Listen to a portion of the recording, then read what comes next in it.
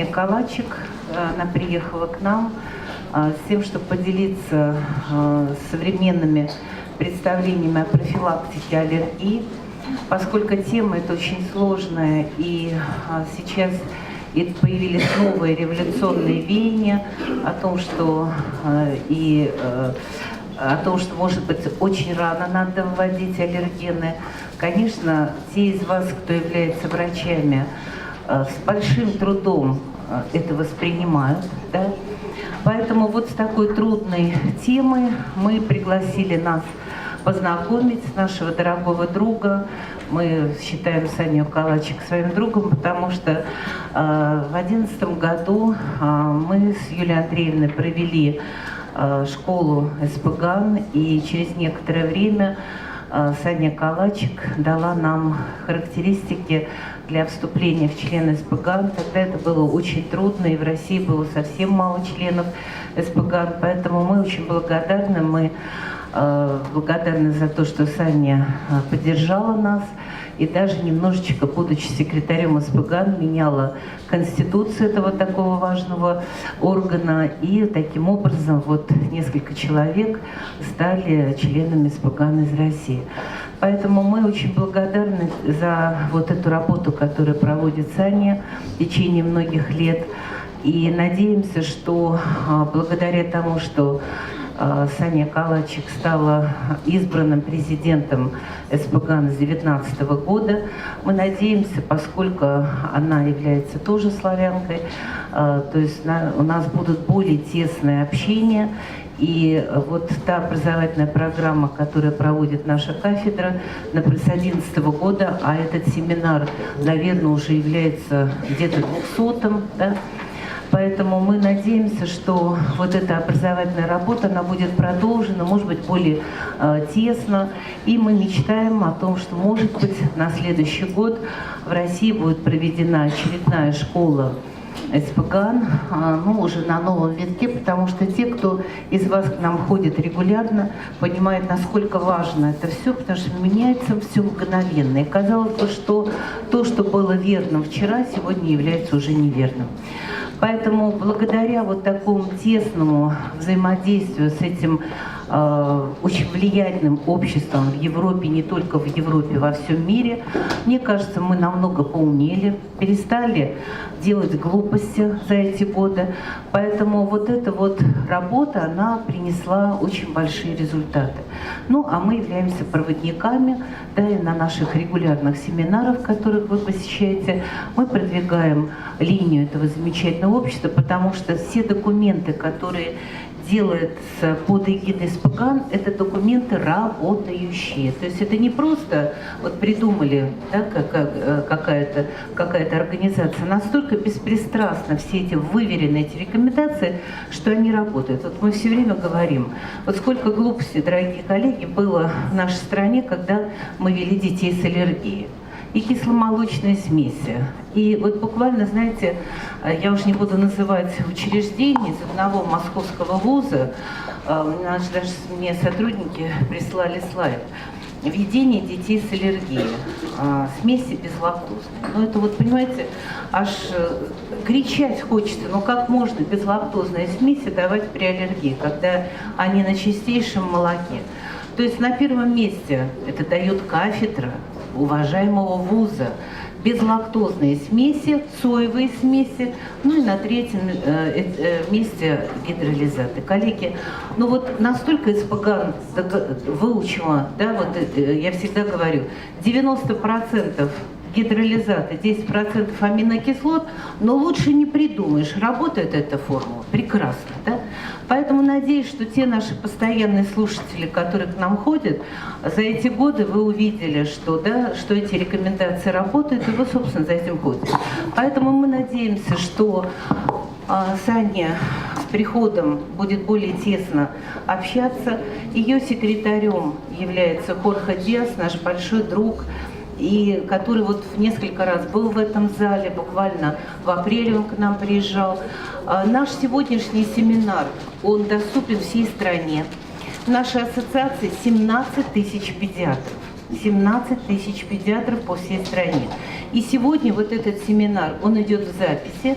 Ровно через неделю он будет размещен на нашем сайте edupediatrics.com. И точно так же семинар с Хорхе Диасом, он висит на этом семинаре. Поэтому, если кто-то что-то не сможет до конца досмотреть, то можете вновь это увидеть. Поэтому, ну вот наш дорогой гость, она же является членом редколлегии наших журналов. Мы надеемся, что Саня найдет времечко для того, чтобы, может, прислать какую-то статью. Дорогая Саня, может быть, это не обязательно совсем свежая статья. То есть это может быть какой-то фрагмент, если вы согласились бы, может быть, какие-то документы СПГ мы бы переводили, потому что, ну, к сожалению, не все российские врачи знают английский язык, поэтому если бы вы в будущем согласились какие-то документы СПГ давать для публикации в наших журналах, мы бы были счастливы, потому что эти документы бы работали. Да. Поэтому вот Саня является не только уважаемым лектором, ученым, она является практическим врачом. Это нас всегда очень импонирует, потому что педиатры всегда слышали из моих уст слова о том, что есть лекторы, есть лекари, а есть в одном лице лекторы и лекари. Да? Поэтому Саня является практическим врачом. И вот когда мы с ней всегда согласовываем время ее приезда, она говорит, я еще с утра должна посмотреть детей, да, в отделении. Поэтому вот точно так же она вчера еще работала, а вечером она к нам прилетела. Поэтому из уст вот просто не просто лектора высокого уровня, но и лекаря, врача, да, вполне, потому что все, что мы слышим, иногда на практике абсолютно неприменимо. Поэтому с большим удовольствием мы предоставляем слово Санье Колачек, ну а переводит сегодня наш доцент Юлия Андреевна Дмитриева. Professor Zakharova, thank you very much.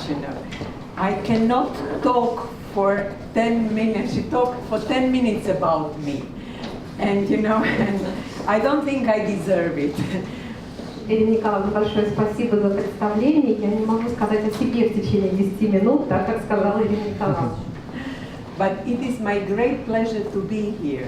I was in Moscow in the last 15 years, about five times lecturing, but not in the last 4 years, because as Professor Zakharova says, I'm traveling too much and I still do look after the patients. Мое большое удовольствие быть здесь в течение последних 15 лет. Я была в России 5 раз, но не на протяжении последних 4 лет, потому что, как сказала Ирина Николаевна, помимо того, что я читаю лекции, я еще должна смотреть, вести больных, и это вот проблема по времени. But it is my really great pleasure to be here, and I can really promise that whenever I will be able, and you invite me, I will try to come. And definitely we will support Ines began your educational endeavors, really. And so write an application, we will support it whenever, as soon as it will be possible. And also do try to become SPGAN members, because all those guidelines and master classes and educational possibilities are then there on the table, open for everyone. Еще раз я очень благодарна и рада быть здесь. Обещаю, что если у меня будет время, и вы меня пригласите еще раз, я обязательно приеду. Мы, естественно, в СПГАНе будем продолжать поддерживать образовательные мероприятия на кафедре, и в частности предложение о Восточной летней школе, про которое сказала Ирина Николаевна. И Саня говорит о том, что она приглашает всех стать членами СПГАН, потому что все руководства, о которых говорила Ирина Николаевна, недоступны для членов этого общества, и можете их найти. So just to proceed, to make it in time, the first topic that I'm going to talk is food allergy. And the reason why I'm talking about food allergy is it is becoming increasingly common. In the last 10 years, food allergy actually doubled. And it is also decreasing the quality of life. And your health insurance spends a lot of money taking care about those kids. Первая тема, на которой я хотела остановиться, это пищевая аллергия. И одним из аспектов, почему я говорю о ней, это потому что за последнее время очень активно возросла частота этого заболевания, практически удвоилась. И еще это, безусловно, негативно сказывается на качестве жизни пациентов, увеличивает расходы здравоохранения. So it is of no surprise that if you look in the last 5 to 7 years, there are many new guidelines on food allergy or cow's milk protein allergy, and moreover, oops, I'm sorry, I forgot to switch off my mobile, sorry. I have to switch it off because it will continue ringing because of all the patients. Sorry.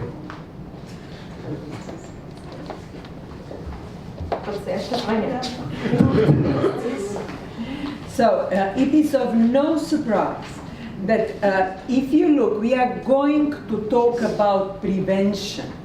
If the disease is so common, and atopy and food allergy are becoming more and more common, then you want to prevent it, not only to treat it, to prevent it.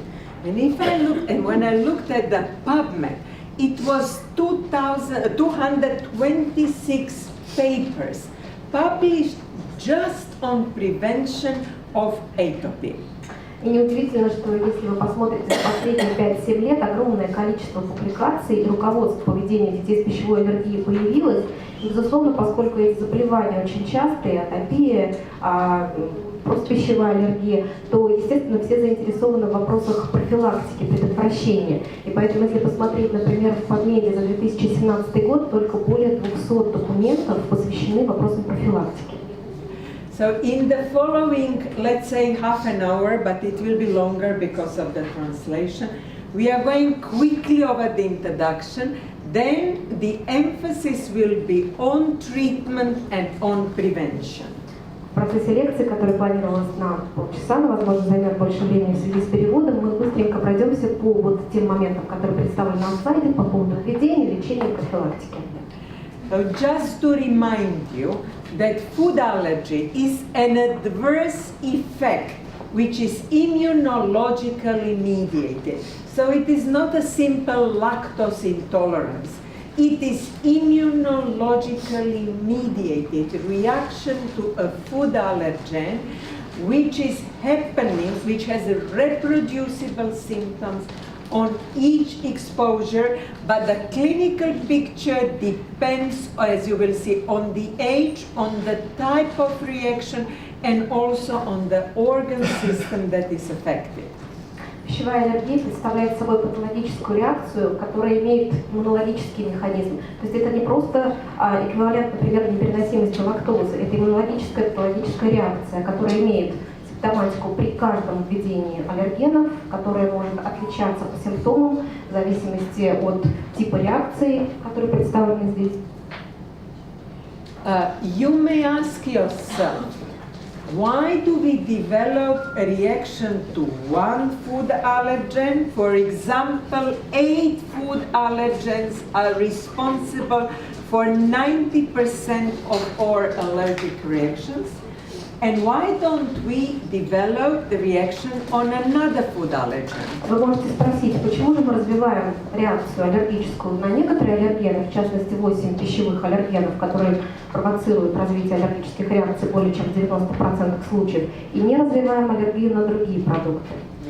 And the answer lays, if the food protein is very resistant to heat, to acid in the stomach, to digestive enzymes, if it comes relatively undigested to the small bowel mucosa, then we say it has an allergic potential. И ответ кроется в том, что если аллерген очень резистентен к тепловой обработке, к кислотности желудочного сока, к воздействию ферментов желудочно-кишечного тракта, и он попадает практически в неизмененном виде в тонкую кишку, то он является аллергеном, который провоцирует реакцию. And the stability of the epitope, and epitope, as you know, are the part of the protein which is mounting an allergic reaction. And it can be linear or it can be also conformational. Аллергенность обусловлена наличием эпитопов, то есть определенных участков молекулы аллергена, которые определяют как раз иммунологическую реакцию. Эти эпитопы могут быть либо линейно расположенными, либо конформационными. If it is conformational, so it depends how it is in the space, you may destroy it or make it less active even with the high temperatures or with acid. And the allergies that are based on the conformational allergens are most probably transitory. So if your child has an allergy on cow's milk or soya or wheat, gluten, or on, for example, egg, you may say to the parents that 3/4 of them in a couple of years will go away. Если эти эпитопы представляют собой конформационные, то они проще разрушаются, например, в процессе термической обработки. И, соответственно, у тех продуктов, которые содержат в себе такие эпитопы, в частности, коровье молоко, яйцо, соя, пшеница, есть шанс, что это аллергия транзиторный характер. Вы можете сказать пациентам, что порядка 3/4 из них в течение 2 лет смогут выработать толерантность к аллергену. If the epitope is linear, like in fish, shellfish, peanuts, tree nuts, it is more stable, and those allergies may last for decades or even for life. И если же эпитопы расположены линейно, то они более стабильны к воздействию обработки. И, соответственно, такие эпитопы содержатся в рыбе, моллюсках, арахисах, орехе. И, естественно, такая аллергия сохраняется более длительно. So if you look how common they are, in infants, the commonest is cow's milk protein allergy, and on the second place is on egg, and then we'll have peanuts and wheat. If you look at the adults, the commonest one is at peanuts, shellfish, and then we have tree nuts and peanuts. Если вы посмотрите на частоту аллергии у детей и взрослых, обратите внимание, что у детей основным аллергеном является коровье молоко, затем яйцо и дальше следуют орехи, моллюски, то у взрослых, наоборот, основным аллергеном являются ракообразные моллюски, в дальнейшем вторым по значимости является арахис. I'm not talking a lot about clinical presentation. Just to remind you that the clinical presentation can vary very much. And it depends on the age, on the type of the reaction, and on the organ system affected. Я не буду говорить очень много о клинических проявлениях пищевой аллергии, скажу только, что клиника может быть чрезвычайно разнообразна, и она зависит от возраста пациента, типа аллергической реакции и особенностей поражения системы. And if we talk about the diagnosis, you make a suspicion, a diagnostic suspicion based on the symptoms which are repetitive after each exposure. You may, but it's not necessary to do the tests, so to measure the specific IgE in the blood or to make a prick test or atopic patch test, but this is really not necessary. Если говорить о диагностике, первое, что мы делаем, мы предполагаем наличие пищевой аллергии на основании определенных симптомов. Дальше мы можем сделать дополнительные исследования, которые включают в себя определение специфических иммуноглобулинов в сыворотке, либо кожные скарификационные пробы, либо кластерные тесты. Мы можем это сделать, но они не являются обязательными. So I repeat, doing the prick or measuring the specific IgE, you detect sensitization. But sensitization does not necessarily mean allergy, and is usually, you will see the algorithm, not enough to institute an elimination diet.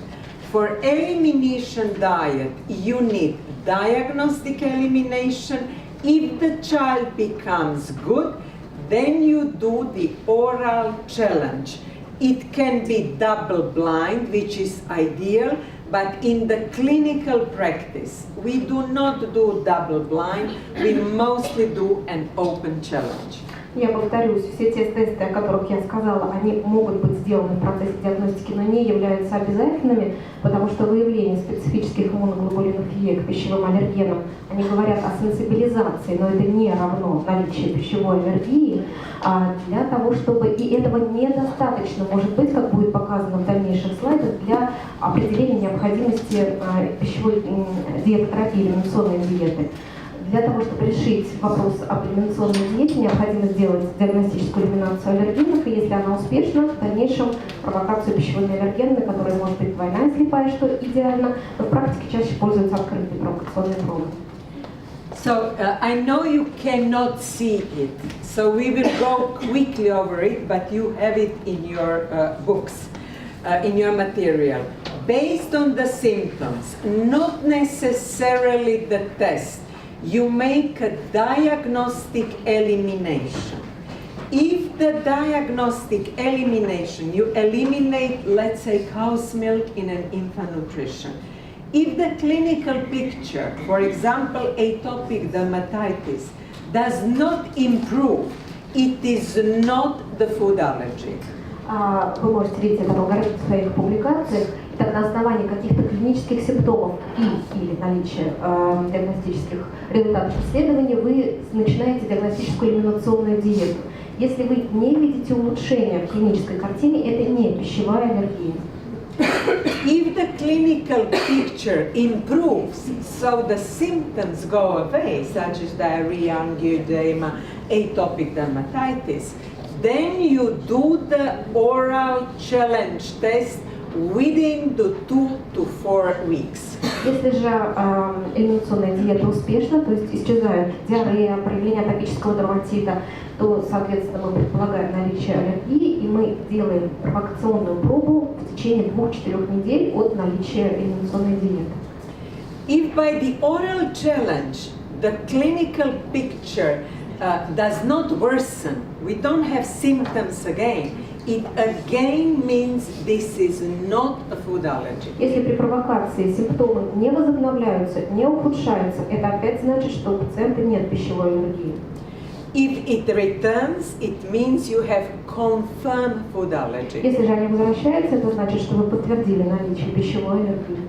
There is one important exception when you will not do the oral challenge, and that is in children where you have a very severe allergic reaction, such as anaphylaxis. Есть одно исключение, так как у пациентов, которым не нужно проводить провокационную пробу, это дети, которые имеют тяжелую анафилактическую реакцию.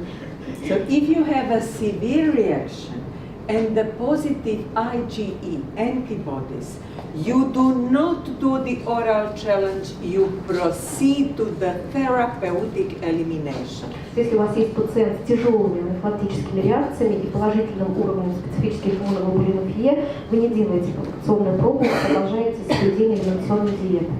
So to repeat, if the reaction was severe, you refer it to the hospital, you measure the IgE, if it is positive, just do not do the oral challenge. Еще раз суммируя, если вы имеете пациента с тяжелыми проявлениями, диагностируете высокий уровень иммуноглобулина Е, вы госпитализируете ребенка и не проводите провокационную пробу, а продолжаете элиминационную диету.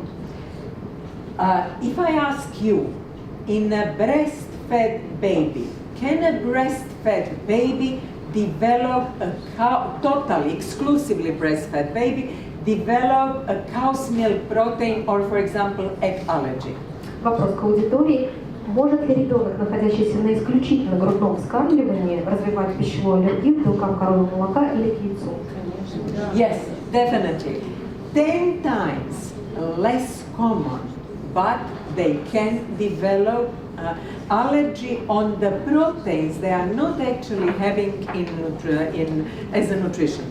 Да, безусловно, в 10 раз реже, чем искусственный, но тем не менее имеет право развивать на пищевой этикет, который он получает. And the reason for it is that in mother's milk you can find tiny amounts of not enough digested proteins such as gluten, such as cow's milk and such as egg. And the commonest allergy in breastfed babies is on cow's milk and egg. И ответ заключается в том, что в составе грудного молока все равно остаются следовые остатки антигенов, которые не до конца расщепились. И наиболее частая аллергия у детей на грудном вскармливании – это аллергия на белок коровьего молока. So if you have an allergy, for example, cow's milk allergy, in a breastfed baby, you do not take the baby from the breast. You do the diagnostic elimination and challenge in mother, and you look for symptoms in a child. Таким образом, если вы видите проявление пищевой аллергии у ребенка, находящегося на исключительно грудном вскармливании, безусловно, вы не снимаете ребенка с грудного молока, но вы назначаете диагностическую элиминационную диету мамы. And just to summarize, diagnosis in the formula-fed baby is if the symptoms go away after the diagnostic elimination and come back after the oral challenge. Ну и, наконец, суммируя диагностический подход к детям, находящимся на искусственном вскармливании, диагностическая элиминационная диета на протяжении 2-4 недель, провокационная проба, если симптомы возвращаются, длительная диета терапия. So now you made a diagnosis. And when you make a diagnosis of, for example, food protein allergy, for example, cow's milk protein allergy, this is how you can treat. Elimination diet, we will talk about the heat-treated allergens. I will say a couple of words about the immunotherapy and some other things as well. Наконец, вы поставили диагноз пищевой аллергии, и как мы можем лечить. Разговор пойдет об элиминационной диете. Мы поговорим о возможностях тепловой обработки аллергенов. 2 слова скажу по поводу иммунотерапии и других методов лечения. So if we start, the basis of the treatment of the food allergy is to eliminate that incriminated allergen from a diet of a child. Если мы говорим об основах лечения детей с пищевой аллергией, то в основе лежит элиминация причинного аллергена из диеты ребенка. If we are talking about infants and cow's milk protein allergy, if the child is breastfed, mostly the allergy is not severe. So those of you who practice pediatric gastroenterology, you know that it is mostly in a form of hemorrhagic proctocolitis. So you have fresh blood, streaks of fresh blood in a stool of a breastfed baby. Если мы говорим о ребенке, находящемся на грудном вскармливании, вы, наверное, согласитесь, что проявление пищевой аллергии у них не настолько тяжелые, как у других, чаще всего в форме геморрагического проктоколита, то есть прожилки свежей крови в стуле. And mostly the baby is not very sick. При этом ребенок обычно неплохо себя чувствует. In that case, you institute the elimination diet in a mother. Mostly we eliminate cow's milk or cow's milk and egg. В этой ситуации вы назначаете элиминационную диету мамы, исключая из рациона белок коровьего молока или белок коровьего молока вместе с яйцом. But think that if the mother is not drinking milk, you have to substitute the calcium and vitamin D into the mother's diet. Не забывайте о том, что если мама находится на строго безмолочной диете, необходимо рекомендовать ей добавки витамина D и кальция. In my whole practice, which is really now longer as a pediatric gastroenterologist, which is now almost 30 years, not that long, but almost, I had just 2 infants that has such a severe clinical presentation, bloody diarrhea, that I have to take them off breast, and in that case you need to offer elemental, not semi-elemental nutrition. В моей очень долгой клинической практике я видела всего 2 детей с настолько тяжелым течением пищевой аллергии, что мне пришлось снять с грудного молока и перевести на аминокислотную смесь. When the baby is formula fed, here are the options how to treat them. Если ребенок находится на искусственном вскармливании, на слайде представлены варианты диетотерапии. So the first option is semi-elemental diet.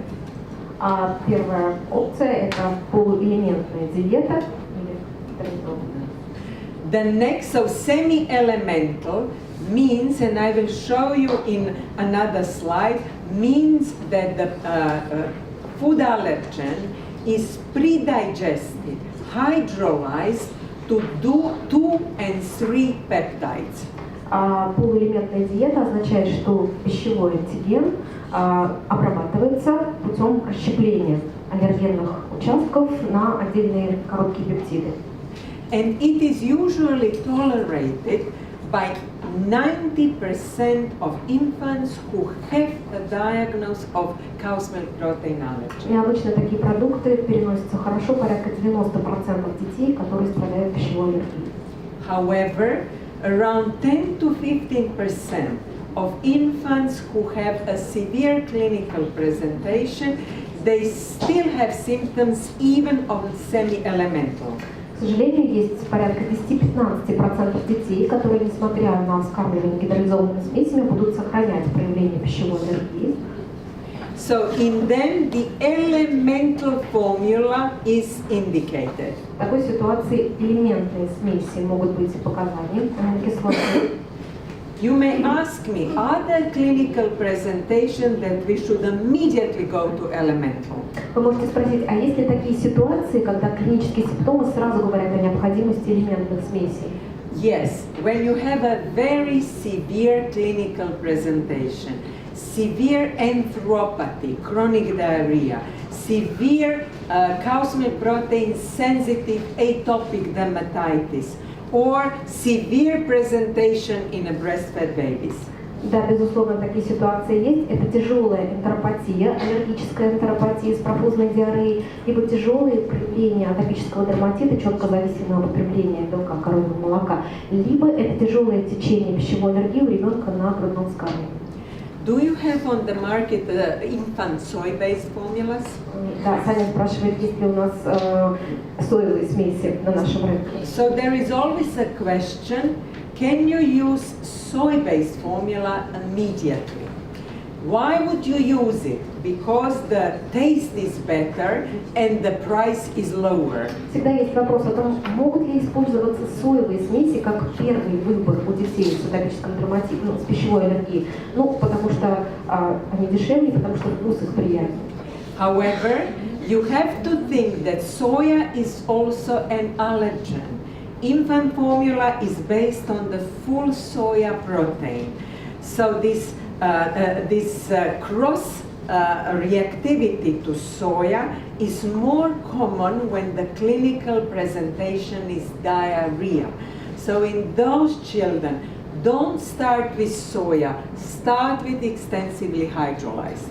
Да, но при этом вы должны понимать, что соя является также пищевым аллергеном, при этом смеси сделаны на основе цельного соевого белка, и вы должны помнить о возможностях перекрестной реакции на соевый белок, особенно у детей, которые проявляют пищевую аллергию хронической диареи. Поэтому в этой группе пациентов никогда нельзя начинать в качестве первого выбора соевую смесь.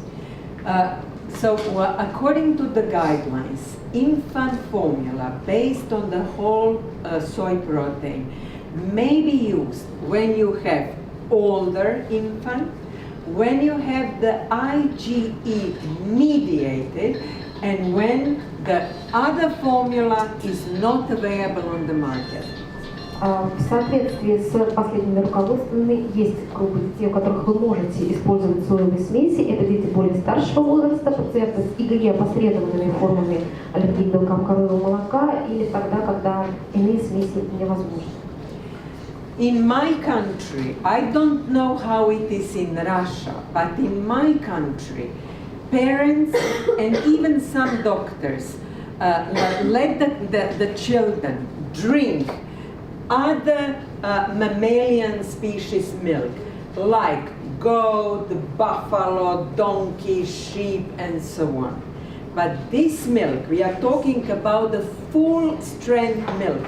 These milks are not appropriate to feed the infant, first, and second, there is also the cross-reactivity common.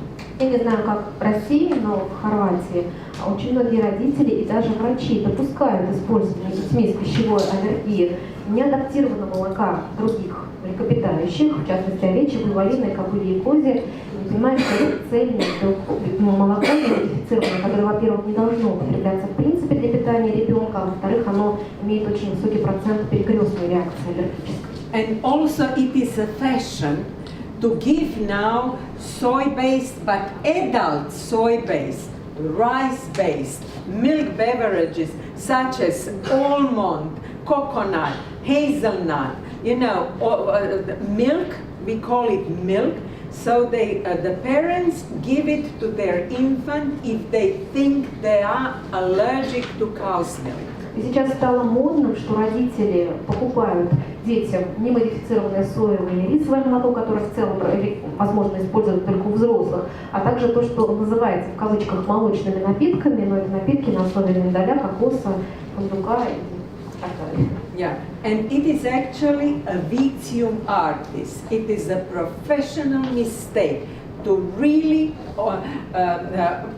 prescribe such a diet to an infant because it is not adjusted to the needs of an infant. Это большая профессиональная ошибка вообще говорить о возможности употребления таких продуктов для детей, потому что они в принципе не показаны для использования в детском возрасте. And then sometimes partially hydrolyzed formula are advertised as hypoallergenic, and the doctors are prescribing partially hydrolyzed formula. And partially hydrolyzed formula are really not for the treatment of cow's milk protein allergy. They still have proteins with high molecular weight.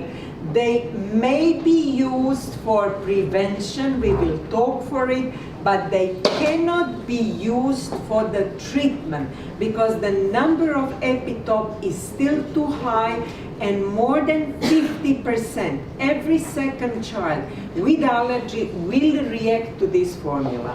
В ряде случаев смеси на основе частично гидролизованного белка рекламируются как гипоаллергенные и назначаются при лечении пищевой аллергии у детей, что является также ошибкой, потому что эти смеси содержат в том числе пептиды с высокой молекулярной массой, которые сохраняют аллергенность. Они могут быть использованы в качестве профилактики, мы об этом поговорим, но не должны использоваться в качестве лечения, потому что до 50% детей, то есть каждый второй ребенок, будет на них реагировать при наличии пищевой аллергии. So if you look at this slide, this is the molecular weight of the cow's milk protein in the intact cow's milk. This is the molecular weight in a partially hydrolyzed, and this is in a total hydrolyzed. So as you can see, although it looks much lower, it's still 3 times as high as in extensively hydrolyzed. Если вы посмотрите на этот слайд, здесь представлен молекулярный вес различных смесей. Безусловно, смеси на основе частичного гидролизованного белка, они ниже по своему молекулярному весу, нежели смеси на основе цельного белка, но все равно в 3 раза выше, нежели глубоко гидролизованные смеси. So here, this was the test that you have been measuring the frequency of reaction after the oral challenge with the cow's milk, with the partially hydrolyzed and with the extensively hydrolyzed. Of course, if an infant is cow's milk protein allergic, in 100% of them, they should have a reaction. If you give them partially hydrolyzed, every second we'll have a pathologic reaction. And less than 15 to 10% if you give them a semi-elemental, extensively hydrolyzed, and therefore this is the therapeutic choice. На слайде представлены результаты исследований, когда оценивалась частота патологической реакции при оральной провокации различными смесями. Как вы видите, что смесь на основе коровьего молока дала реакцию 100% пациентов, порядка 50% детей реагировали на смеси на основе частично гидролизованного белка и менее чем 10-15% на полуэлементные гидролизованные смеси, естественно, которые допустимо использовать в качестве терапевтического мероприятия. I have been repeating that you cannot make a diagnosis simply because you think that the symptoms are because of, for example, cow's milk protein, and the child has a positive prick test. The reason why you have to do the diagnostic procedure is that the elimination diets are as a rule, they are not healthy. Я еще раз повторюсь, что вы не можете выставить диагноз пищевой аллергии только основываясь на том, что вам кажется, что симптомы характерны для пищевой аллергии, или потому что вы имеете положительные специфические аллергологические пробы. И для того, чтобы назначить элиминационную диету, необходимо следовать вот этому диагностическому протоколу, потому что элиминационные диеты, они все-таки не вполне физиологичны. Particularly when you have a multiple food allergies. Особенно, когда речь идет о поливалентной пищевой аллергии. If you just eliminate the foods that you think are dangerous, если вы удаляете из рациона продукты, которые вам кажутся опасными, просто вам кажутся опасными, those children are not growing well. There is a risk of having an insufficient nutrition, and they develop inappropriate feeding habits. Вы имеете риск, что ребенок будет демонстрировать неадекватные темпы роста, что будет определенное ограничение в рационе по ряду нутриентов, что это будет формировать не вполне адекватные пищевые привычки. So it is the recommendation to use the elimination diet only after you really establish diagnosis, after the proper diagnostic procedure. Соответственно, еще раз, назначение элиминационной диеты должны предшествовать следованию тому диагностическому протоколу, который обсуждался. The parents will ask you, how long, for example, the commonest food allergy in an infant is cow's milk based. How will it be for life? So you will answer, no, it will not be for life. In more than 2/3 of them, they will be able to tolerate cow's milk already after the first 4 to 5 years. Here, 69 after already 12 months. Родители вас могут спросить, а как долго будет все-таки у ребенка сохраняться пищевая аллергия? Вы не должны отвечать, что пожизненно. И обратите внимание, что порядка 2/3 детей смогут довольно-таки быстро выработать толерантность, как представлено на слайде. В течение первого года порядка 70% детей выработали толерантность к белку коровьего молока. And they develop tolerance more commonly if it has been a non-IgE-mediated cow's milk protein allergy. При этом чаще толерантность вырабатывается в случаях не ИГЕ-последовательных форм пищевой аллергии. Next way to treat the children is to offer them the heat-treated allergens. Еще один вариант введения детей с пищевой аллергией – это предложение введения в рацион аллергенов, подвергнутых тепловой обработке. It is only valid for conformational allergens, so when we talk about the milk and egg. Как мы уже говорили, это значимо только для конформационных аллергенов, то есть наша ситуация для молока и яиц. What does it mean? It means that the infant who is really allergic to cow's milk and egg can actually tolerate baked products. And when I say baked products, I am not meaning boiled. Boiling is up to 100 degrees. Baking is above 100 degrees.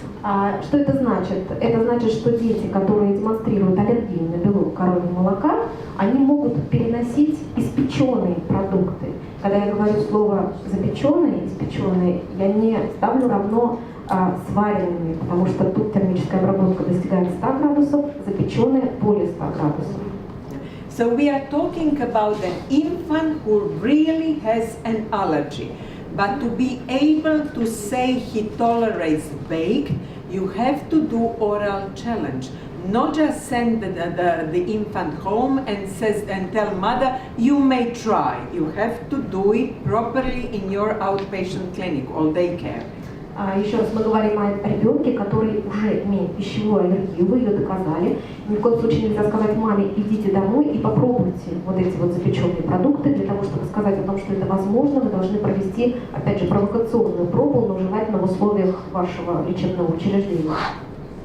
You may ask me, so what does it matter if an infant tolerates baked products such as pancake or biscuits? Does it really matter for an infant? It matters, it improves the quality of life sometimes, but the second is, which is much more important, that the studies have shown that those infants in whom you introduce baked products, they tolerate it.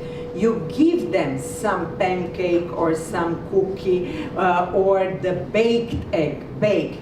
Then the oral tolerance comes sooner than if you strictly eliminate. Вы спросите, а вообще это зачем? Да, вот эти вот запеченные продукты. Ну, во-первых, просто для того, чтобы улучшить качество жизни ребенка, и можно предложить ему какие-то кексы запеченные или блины. Но, во-вторых, есть данные, которые говорят о том, что введение вот таких вот испеченных продуктов, запеченного яйца или запеченных бисквитов, это может способствовать выработке толерантности у ребенка.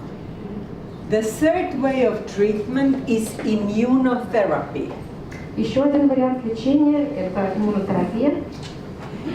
When I say immunotherapy, you know that immunotherapy is a procedure when you give increasing doses of allergens so to achieve the desensitization, and you can do it orally, sublingually or epicutaneously.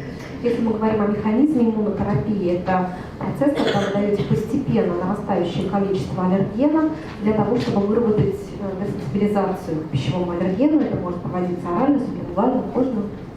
However, if you ask me if it is recommended for food, it's not recommended because you may have a severe complications, and also you cannot achieve the permanent tolerance. So when you stop it, the allergy will come back.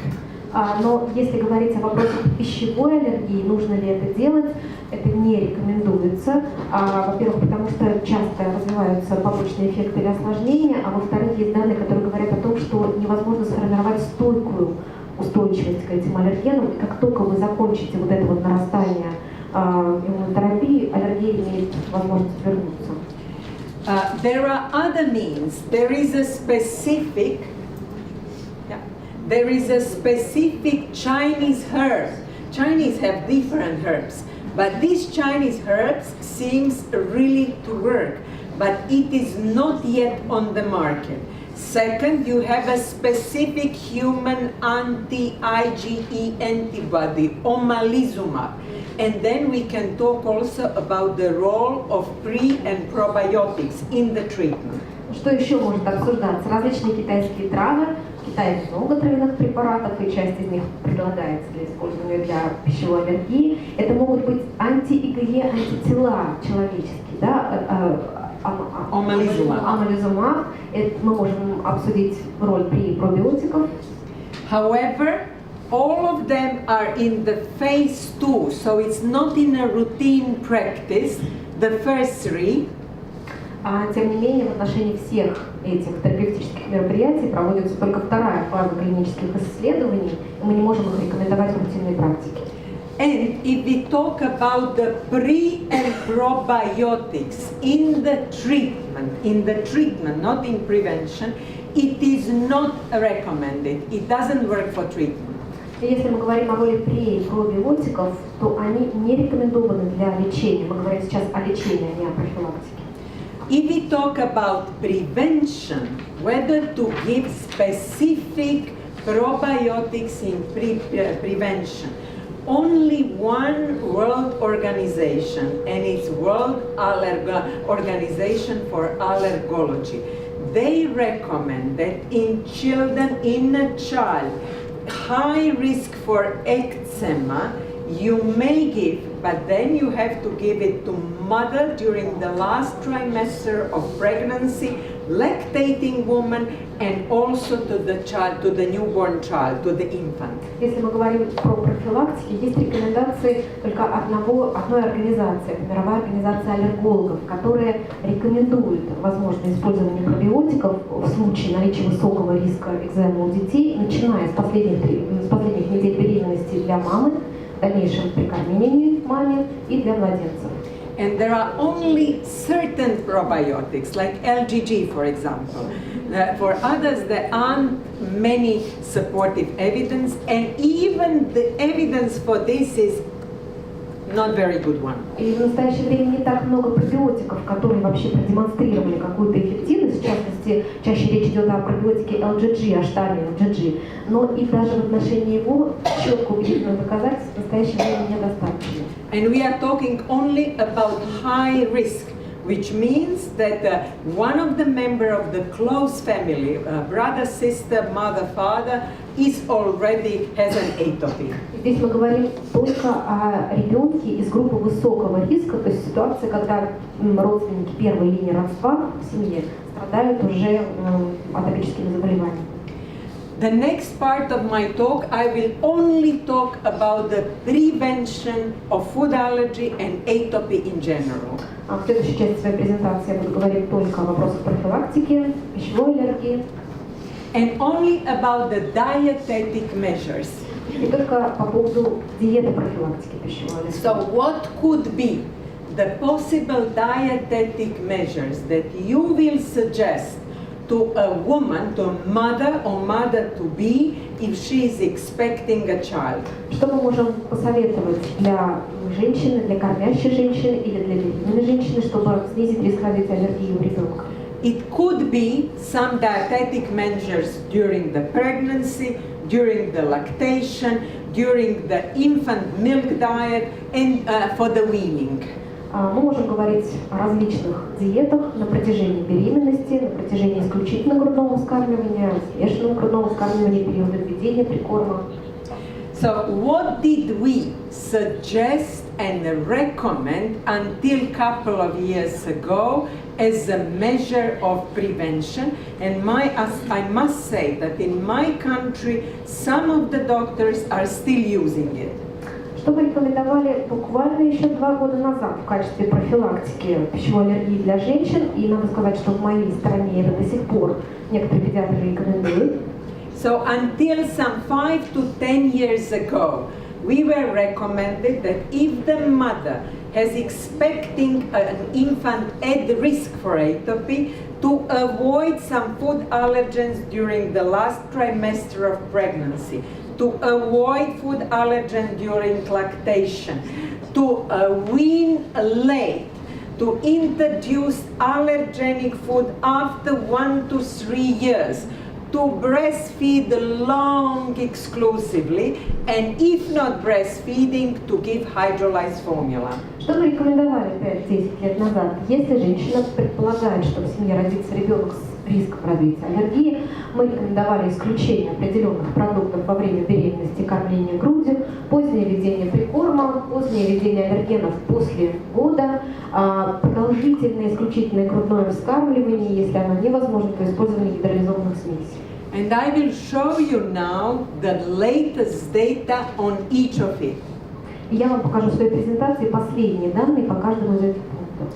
So if we look, is it really useful to suggest to the pregnant woman or to the lactating mother to avoid such a very good food sources as milk, egg, fish, and so on? Я вам скажу о целесообразности исключения определенных аллергенов из рациона питания мамы в процессе беременности и кормления. It has clearly been shown in a Cochrane review published first 2006 and again published review 2012 that it doesn't make a difference if the mother is eliminating or she's eating everything for the occurrence of atopy later in a child. По данным Кохрелевского систематического обзора, который впервые был опубликован в 2006 году, а потом пересмотрен в 2012, но данные остались те же самыми, было показано, что не имеет никакого значения элиминация пищевых аллергенов из рациона беременной женщины для профилактики пищевой аллергии. And the same situation is no difference in a breastfeeding mother. Аналогичная ситуация в отношении процесса кормления грудью и диеты кормящей мамы. So what are the current recommendations? Not recommended by ESPGA, not recommended by American Academy of Pediatrics, not recommended by European Academy for Allergology and Clinical Immunology. So do not impose elimination diet in a pregnant woman or lactating mother as a preventive measure. Таким образом, современные основные рекомендации Европейского общества детских гастроэнтерологов, Американской академии педиатрии, Европейского общества аллергологов и клинических иммунологов не рекомендуют исключение элиминационной диеты женщинам в периоде беременности или кормящим мамам с целью профилактики пищевой аллергии. So what is the recent evidence showing, although it's not double-blind and randomized? It's showing completely opposite.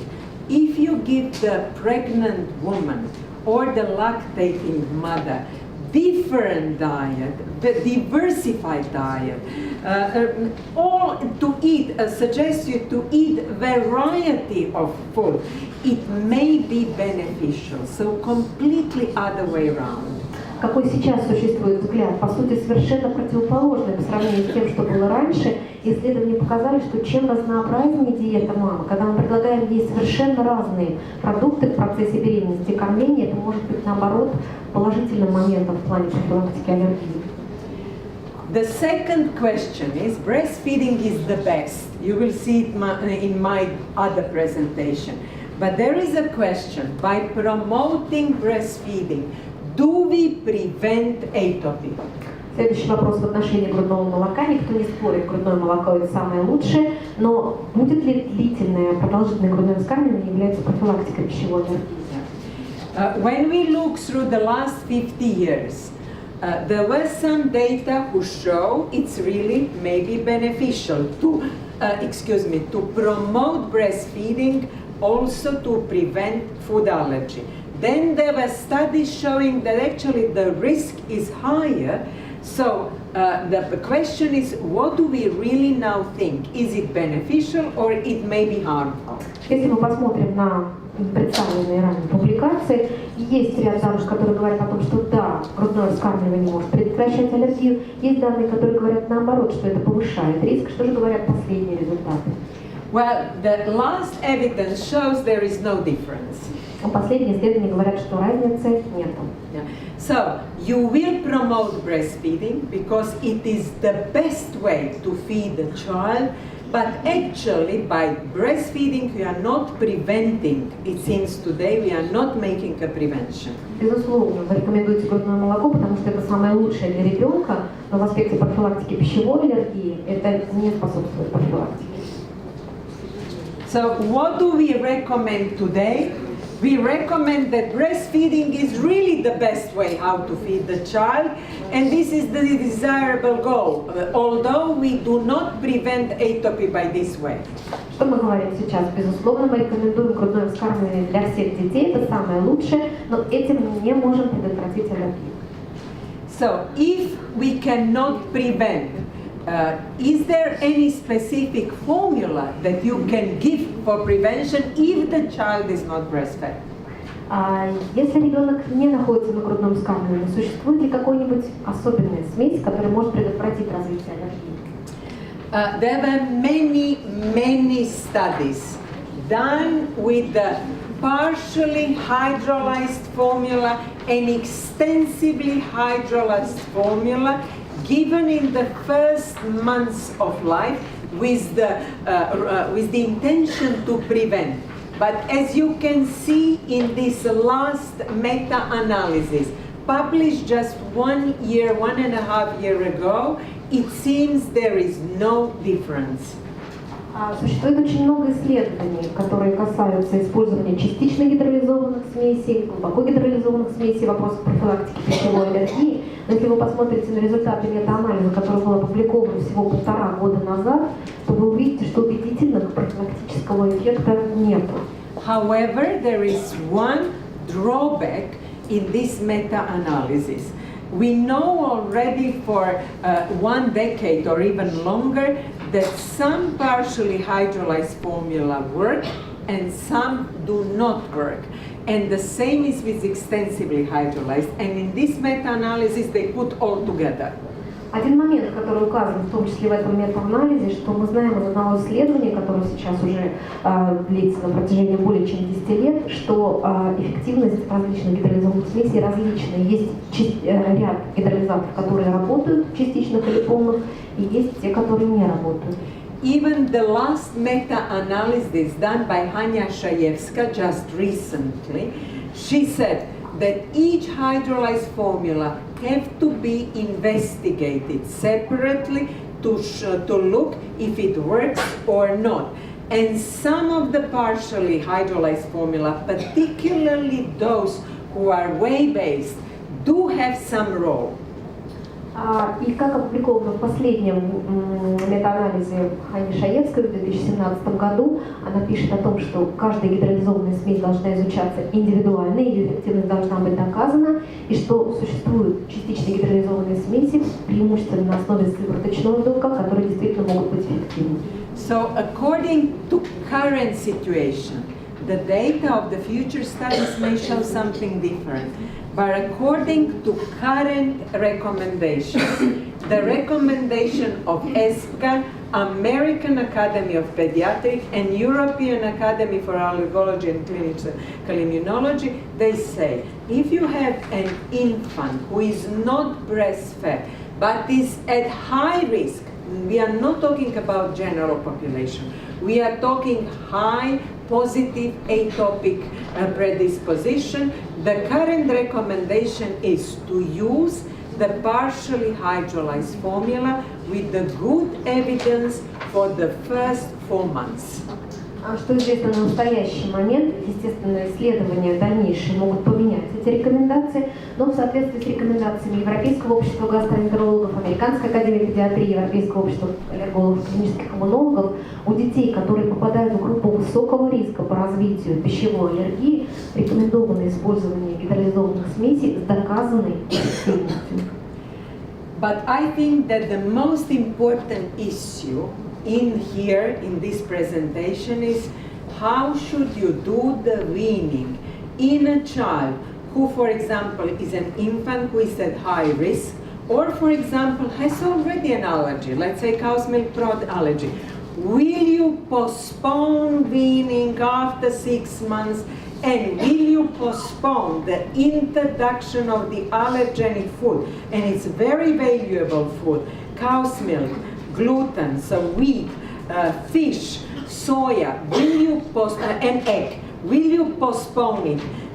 The American Academy of Pediatrics, in their guidelines in 2000, they said to postpone it after 1st to 3rd year. Ну и, наверное, самая интересная часть моей презентации, она заключается в вопросах введения прикорма и вообще введения аллергенных продуктов детям из группы риска пищевой аллергии или уже имеющих проявление пищевой аллергии, например, аллергии к белкам коровьего молока. Так вот, будете ли вы менять сроки введения прикорма таким детям? Или будете вы откладывать введение аллергенов, таких как белок коровьего молока, яйцо, рыба или пшеница, которые являются нутритивными значимыми в этой группе пациентов? Например, в последней публикации Американской академии педиатрии 2010 года, не последней, прошу прощения, было указано о том, что такие аллергены должны быть введены детям только после года-двух. So we already know from the prospective birth column that I'm sorry, this is you can't see, but that the elimination diet either did not make any difference or it actually increased the rate of allergic reactions. Мы уже знаем по результатам перспективных когортных исследований, что элиминация определенных аллергенов либо не имеет никакого смысла в плане ведения таких детей, либо наоборот ухудшает ситуацию. but they were prospective birth cohort. They were not randomized studies. Но надо сказать, что это перспективные когортные исследования, но не рандомизированные. In the last 3 years, we have 7 prospective, some of them double-blind, randomized studies for the introduction, various allergens, or for example, peanuts, egg, so prospective studies, and I will show some of the results. За последние годы получены результаты ряда перспективных, рандомизированных, часть из них были двойные слепые контролируемые, часть нет, исследований, которые как раз оценивали риск введения аллергенов в рацион питания ребенка. The first study published was so-called LEAP study, and the results were really astonishing. Результаты вот одного из исследований, которые представлены на слайде, они действительно удивительные. So what the LEAP study has done, they have randomized 640 infants who were at high risk for peanut allergy, high risk. So they already had either egg allergy or they had atopic dermatitis. So they had a high risk, and they were randomized to receive peanut already during the first year, between 4 or 11 weeks, or not to receive it until the 5 years of age. В этом исследовании были рандомизированы 640 детей из группы высокого риска по развитию аллергии к арахису. Кто эти были дети? Это дети были с проявлением атопического дерматита, сенсибилизацией, например, к яйцу, то есть они имели потенциально более высокий риск развития, в том числе аллергии на арахис. И они были рандомизированы на две группы в зависимости от срока введения арахиса в их рацион, либо в период с 4 до 11 месяцев на момент введения прикорма, либо старше 5 лет. At the 5 years of age, they have been done an oral challenge test with peanut. И в возрасте 5 лет была проведена оральная провокационная проба с использованием арахиса. And you can clearly see the difference. The group that had no peanuts had a positive reaction in 17% of infants at high risk, and those who had peanuts from the first year, just 3%. So this difference was amazing. И вы можете видеть на слайде, что в возрасте 5 лет тем детям, которые арахис вообще не вводился до 5 лет, у них был довольно-таки, в 17% случаев была выявлена положительная реакция на провокационную пробу, в то время как дети, которые потихоньку знакомились с этим аллергеном на первом году жизни, они достоверно реже демонстрировали реакцию на оральную провокационную пробу на арахис. They had done the specific IgE test before doing randomization. And they had two groups, those who were negative, so they were not sensitized, and those who were positive. Those who were positive were tested with actually, so if they had a reaction on oral challenge, they were excluded. But if you look those who were positive and with the skin prick test positive, they developed the reaction in 35% if they were not eating peanut, and just 10% if they were eating peanut. Yes. В рамках этого исследования перед введением арахиса детям были проведены кожные тесты на определение выявления специфического сенсибилизации к арахису. Естественно, те, которые демонстрировали сразу реакцию на момент введения арахиса, они были исключены из исследования. Те, которые были сенсибилизированы, но нормально реагировали, они продолжили участие. Так вот, опять же, после проведения провокационной пробы было продемонстрировано, что в группе сенсибилизированных к арахису пациентов, те, которые не получали его до 5 лет, они практически в 35% случаев демонстрировали положительный ответ на оральную провокационную пробу. А те, которые, несмотря на сенсибилизацию, потихоньку его получали на первом году жизни, опять же, частота реакции была достоверно ниже. So, to summarize, by not following the old guidelines, and by giving the peanuts you could, in those in general, those who were the whole cohort, you could do the primary prevention in 86% of children. And in those who were already sensitized, you could do the primary prevention in 70% just by giving the allergen during the first year. Таким образом, основываясь на результаты этих исследований и забывая предыдущие рекомендации, которые были, мы можем сказать, что порядка 86% общей популяции мы можем обеспечить первичную профилактику путем постепенного введения аллергена на первом году жизни, декретированные сроки, и порядка 70% у сенсибилизированных детей тоже обеспечить профилактику, снизив риск развития аллергии. There is another famous study, each study that published, and I want to. The first one was just peanut and in infants at risk. Еще одно исследование. The first one. Первое касалось детей из группы риска и только арахиса. The second one is 1,300 healthy children without risk. They were randomized to start Oops. No. Go back. This is what I excluded, okay?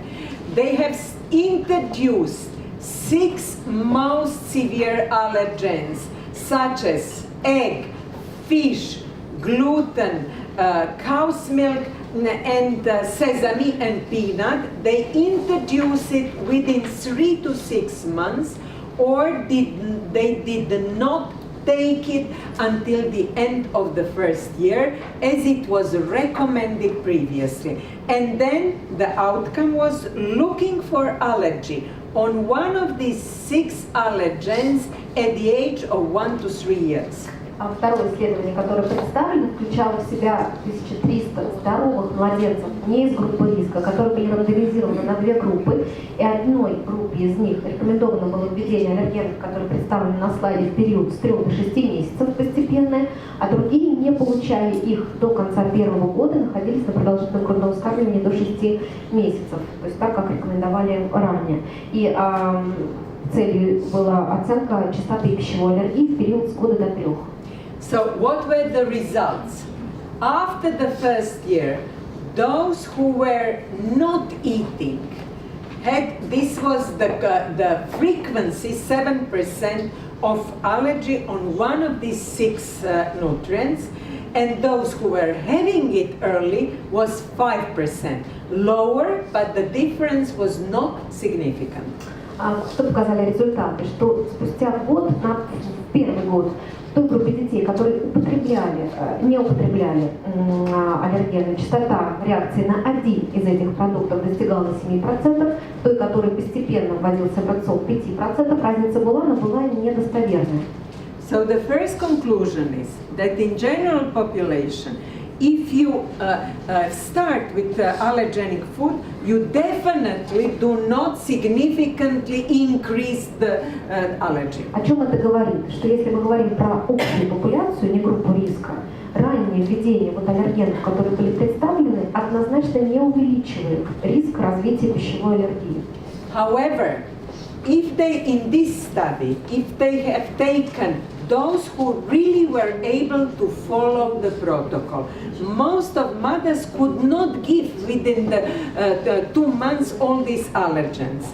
So if they have taken only the kids who really received it, it's per protocol analysis, then the decrease in the cow's milk and egg was really significant.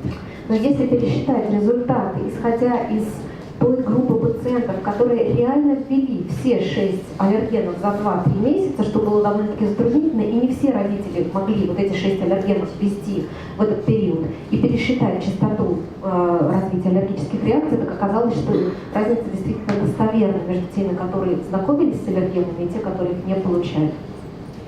Okay, so the latest study published was so-called PATI. The authors of this study, it was double-blind randomized study. they randomized infants who were 5 to 6 weeks old to either receive egg or not to receive egg until 12 months. This egg was baked egg, so it was heat treated, and they receive it in an increasing dosage. They started with 6 months, and then with 9 months they received a higher dosage. And here they did not receive egg until 12 months, and then the study was finished with the oral challenge at 12 months. Ну и, наконец, последнее исследование, которое называется «Аппетит», куда были рандомизированы дети в возрасте 5-6 лет с проявлением атопического дерматита.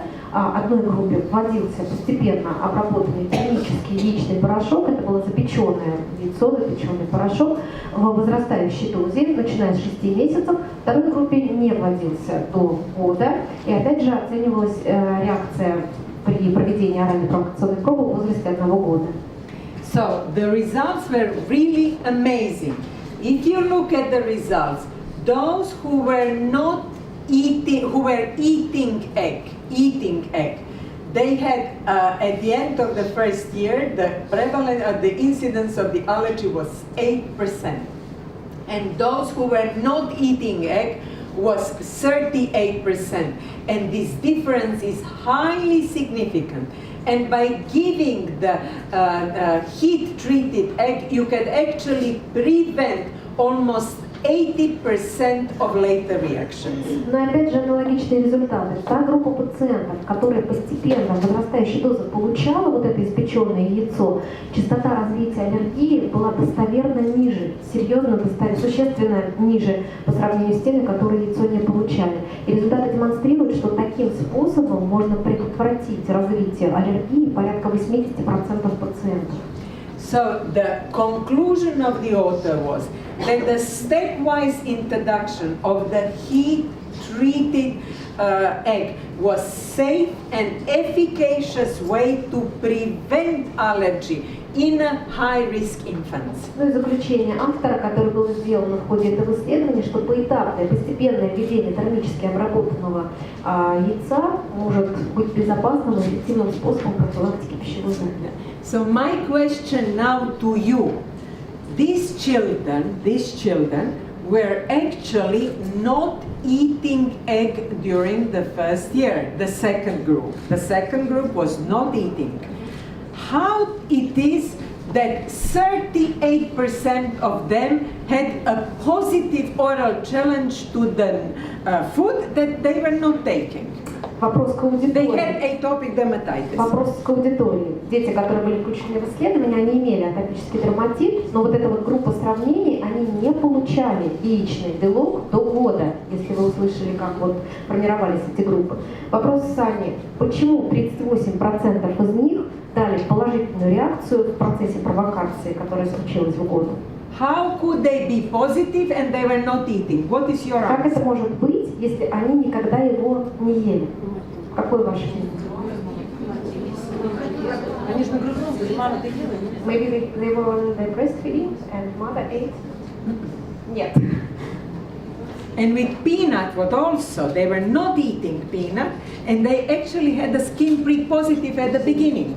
Та же самая история была с детьми на арахисе. У них в самом начале исследования была положительная реакция, демонстрирующая сенсибилизацию к стимуноглобулину Е специфически, но они никогда не ели арахис. And the answer is that particularly in children who have atopic dermatitis, the entrance and sensibilization and allergy does not only develop when you take it orally. It develops also because everywhere around us are in dust, there are food allergens, and they enter through the skin. Ответ кроется в том, что у детей с атопическим дерматитом сенсибилизация к определенным аллергенам может происходить не только при их оральном поступлении, но и в том числе при поступлении через поврежденную кожу. Аллергены могут присутствовать, например, в пыли вокруг ребенка.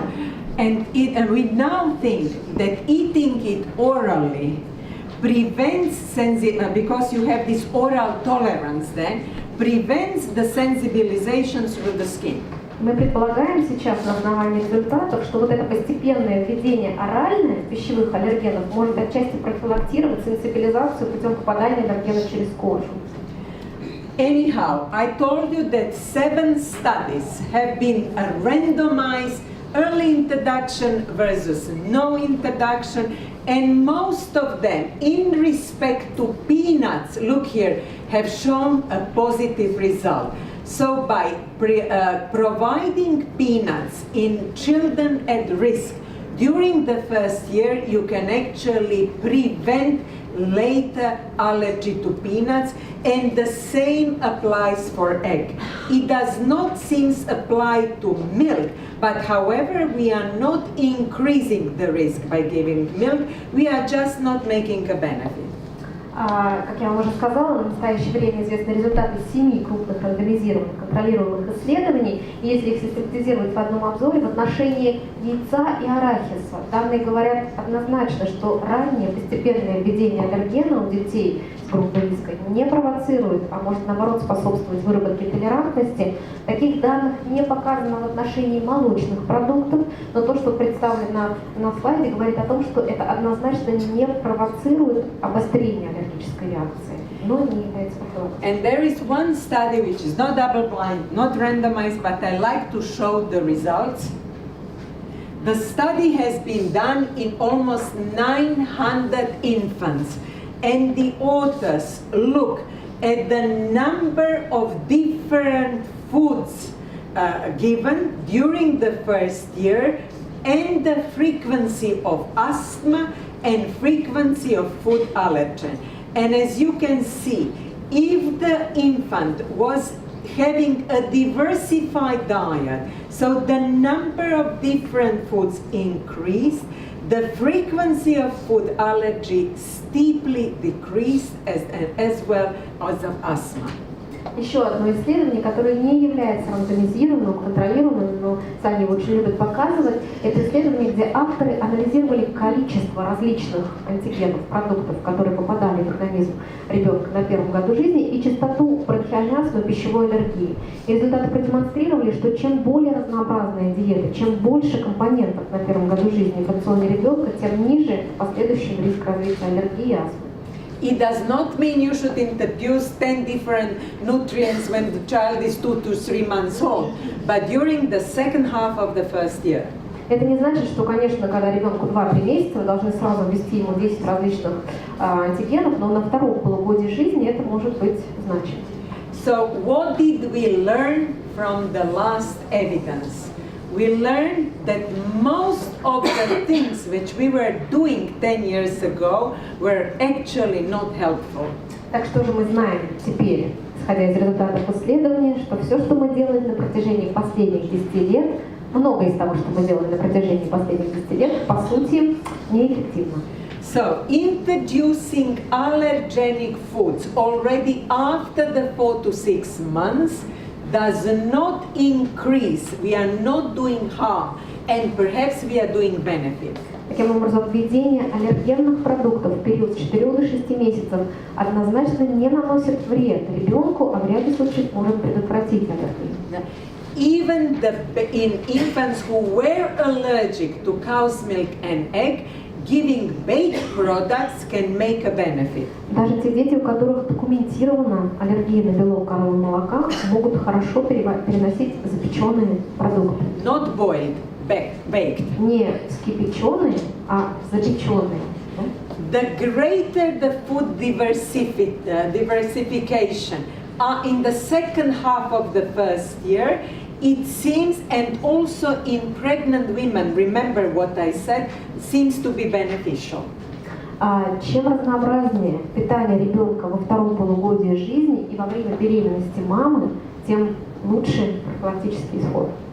So, what can we conclude in respect of introduction of postponing introduction of allergenic food? American, U.S.